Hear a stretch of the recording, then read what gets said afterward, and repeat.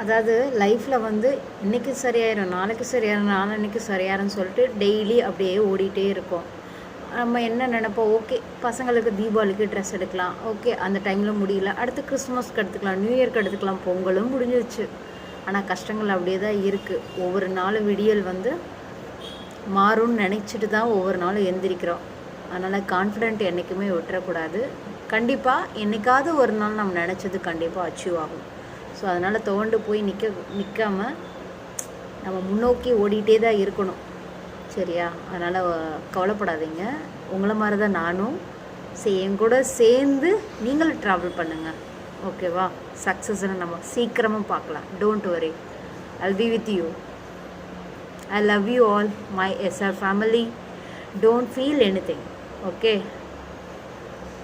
எல்லாமே பாசிட்டிவ் தான்.